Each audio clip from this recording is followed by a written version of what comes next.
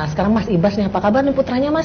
Sehat sekarang? Sepertinya kemarin habis masuk rumah sakit lagi ya sebentar. Iya, terima kasih Mbak Eno sudah menanyakan putra saya. Alhamdulillah, Erlangga sehat dan tumbuh normal.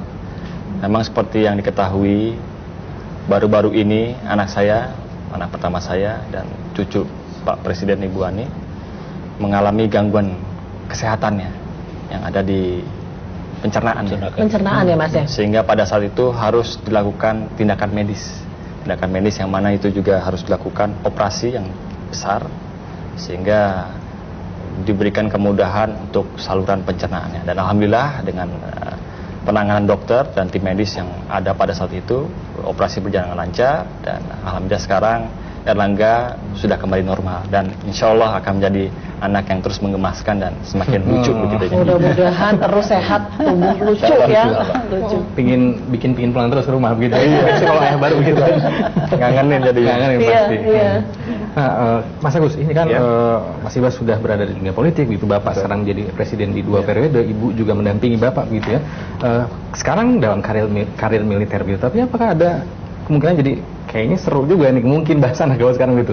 Ada keinginan untuk kemudian nantinya ke depannya untuk masuk ke jalur kepemimpinan seperti yang ditempuh oleh Mas Ibas sekarang atau Bapak begitu?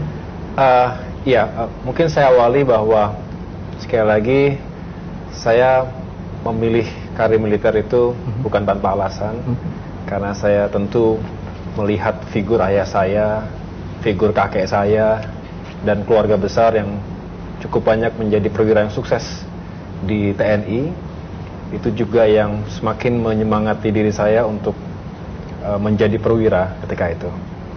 Dan insya Allah dengan semangat itu saya akan menekuni karier saya di militer secara profesional dan tentu sangat berharap bisa memberikan kontribusi yang positif, terutama saat ini kita tahu bersama bahwa militer kita tengah menata diri untuk menjadi institusi yang lebih modern, lebih profesional dan lebih menentukan di masa-masa yang mendatang. Dan tentu jika ditanya apakah ke depan bagaimana, saya belum bisa menjawab apapun karena sekali lagi saya akan fokus dan meniti karir ini dengan sebaik-baiknya.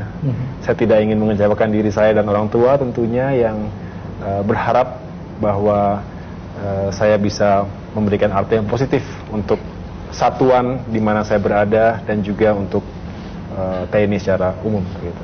Begitu ya. Iya. Sekarang kita ngobrol ke isu-isu berita yang banyak beredar belakangan. Itu terutama ini pertemuan Pak SBY ya dengan beberapa tokoh nih akhir-akhir ini kan, dengan Pak Prabowo, dengan 7 jenderal, kemudian tokoh-tokoh agama juga Pak Amin Rais ya. Ini memunculkan banyak komentar kan Pak, termasuk komentar yang mengatakan bahwa Bapak sedang mencari proteksi nih. Nah, cari perlindungan Pak, betul? Iya. Gimana nih Pak? Ya, komentar Bapak? Ya, saya mengikuti, saya mendengar banyak sekali komentar. Nah, inilah negeri kita, Mbak Eno, Mas Acir. Inilah politik kita. Saya dulu dikritik, ini SBY kok kurang komunikatif, kok jarang bertemu dengan tokoh-tokoh politik. Meskipun saya sering bertemu, cuma tidak selalu diekspos oleh media massa kita. Nah, kemudian ketika kami bertemu tanpa expose, nanti ada apa mereka bertemu? Rahasia gitu ya Pak ya? Dikira rahasia. Kemudian kemarin memang banyak yang bertemu dengan saya, baik di kantor maupun di rumah, dengan niat yang baik untuk saling bertukar pikiran. Mereka menyampaikan pandangan-pandangan kepada saya memberikan penjelasan tentang negara kita ini dan seterusnya. Tapi kemudian muncul, wah ini SBY mencari proteksi. Ya, saya berkomentar ringan kepada para menteri. Orang yang mencari proteksi biasanya itu penjahat perang. Biasanya diktator yang represif, puluhan tahun memimpin dan kemudian takut kalau nanti ada apa-apa dengan dirinya. Saya pikir demokrasi di negara kita ini berjalan baik. Saya menjadi presiden sesuai dengan mandat yang diberikan oleh rakyat. Saya menjalankannya sesuai dengan amanah konstitusi. Kenapa saya harus mencari proteksi? Proteksi untuk apa? Jadi berlebihan lah dan tidak benar. Saya akan terus menjalin komunikasi dengan siapapun, baik terbuka maupun tertutup, karena tujuannya baik. Jadi tetap akan berjalan gitu ya komunikasinya? Akan berjalan. Dan selama ini memang berjalan. Cuma karena yang datang sebutlah tokoh-tokoh politik ya, itu dianggap ada apa-apanya gitu. Tapi komunikasi saya akan terus berlangsung sampai kapanpun dengan siapapun. Gitu Pak. Ada yang sekedar berkomentar mirip begitu, ada yang sampai kemudian berencana untuk melakukan bentuknya tindakan, bahkan dikategorikan inkonstitusional begitu, dan diantaranya yang isu sempat beredar akhir-akhir ini di jaring sosial media begitu, 25 Maret nanti Pak. Iya. Gitu, akan ada gerakan gitu yang 25 Maret ya? Iya. Kenapa 25 Maret ya? Oh, saya juga nggak tahu. Kira-kira seberapa serius Bapak menanggapi hal ini? Saya mendengar, saya mendapatkan banyak sekali pesan dari teman-teman.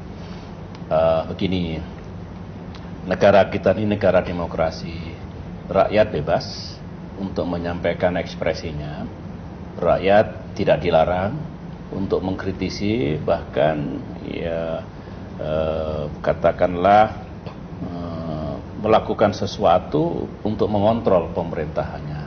Itu dimungkinkan dalam sebuah negara demokrasi. Yang penting janganlah apa yang dilakukan itu membuat susah semua.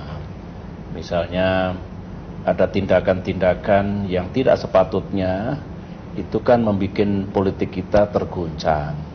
Kalau stabilitas politik terguncang, ekonomi terganggu.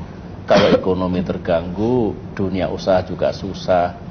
Akhirnya semua itu yang susah rakyat nanti. Jadi saya katakan, silahkan kalau itu masih dalam kerangka demokrasi, tetapi kalau lebih dari itu, karena beritanya seram-seram, negara punya sistem, punya aturan, bagaimana mencegah tindakan-tindakan yang tidak sepatutnya.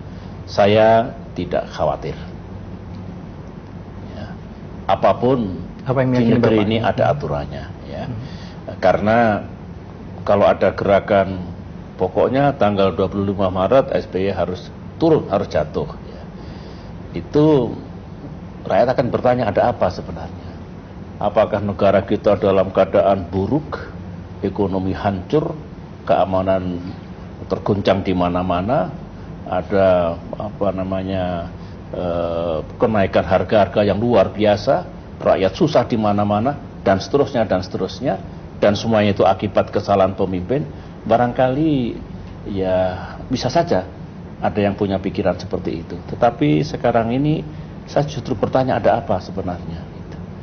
Karena negara kita berjalan normal, banyak yang kita capai, meskipun masih banyak pula yang belum kita capai, sebagaimana juga pemimpin-pemimpin sebelumnya, pemerintahan-pemerintahan sebelumnya. Jadi komentar saya itu saja, saya akan terus bekerja, tidak boleh terganggu oleh isu apapun, oleh rencana tindakan apapun, karena saya percaya sekali lagi kita punya konstitusi, kita pun punya undang-undang, dan negara kita adalah negara hukum. Pokoknya SBY jadilah ketua umum selama 2,5 tahun ini agar Demokrat bersatu dan partainya selamat dan bangkit kembali.